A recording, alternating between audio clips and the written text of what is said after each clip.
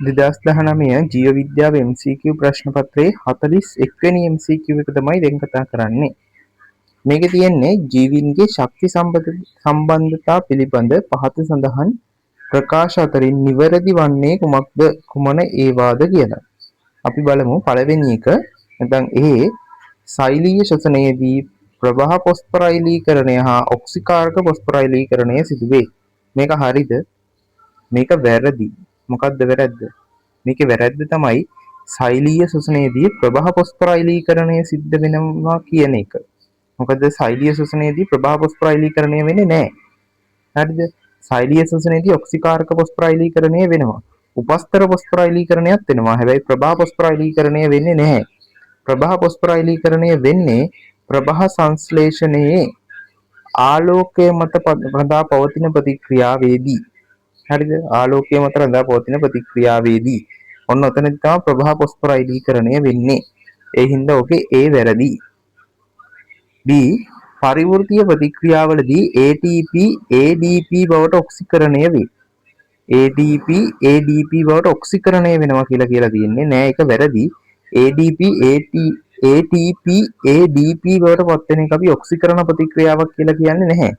මෙහෙම මේ ප්‍රතික්‍රියාව සිද්ධ වෙලා ශක්තිය නිෂ්පාදනය වෙනවා. ඒ කියන්නේ ඇඩිනොසින් ඩයිෆොස්ෆේට් බවට පත් වෙලා ශක්තිය නිදහස් වෙනවා. හැබැයි අපි ඒක මොකක් කියන්නේ නැද්ද? ඔක්සිකරණ ප්‍රතික්‍රියාවක් කියලා හඳුන්වන්නේ නැහැ. ඊළඟට C ATP වල ගබඩා කර ඇති ශක්තිය විද්‍යුත් ශක්තිය බවට පරිවර්තනය කළ හැකිය. ඒක හරි. විද්‍යුත් ශක්තිය බවට පරිවර්තනය කරන්න පුළුවන්. ඒක වෙනවා විද්‍යුත් ආවේග සම්ප්‍රේෂණයේදී විද්‍යුත් ශක්තිය බවට පරිවර්තනය වෙනවා. ඒ හින්දා මේක හරි. ඒක C හරි.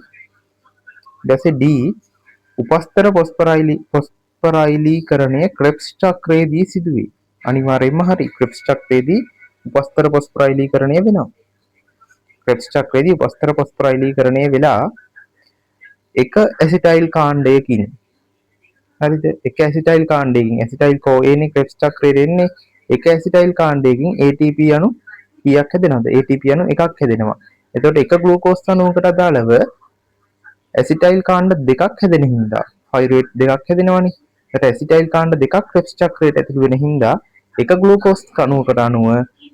ග්ලූකෝස් අණුවකට අණුව බැලුවොත් ක්‍රෙබ්ස් චක්‍රයේදී ATP දෙකක් හැදෙනවා උපස්තර පොස්පොරයිලීකරණයෙන්.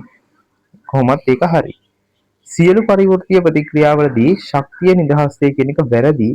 ශක්තිය නිදහස් වෙන ප්‍රතික්‍රියාවක් සිද්ධ වෙනවා. ශක්තිය අවශෝෂක ප්‍රතික්‍රියාවක් සිද්ධ වෙනවා. ඒ හින්දා හරියන්නේ C හා D.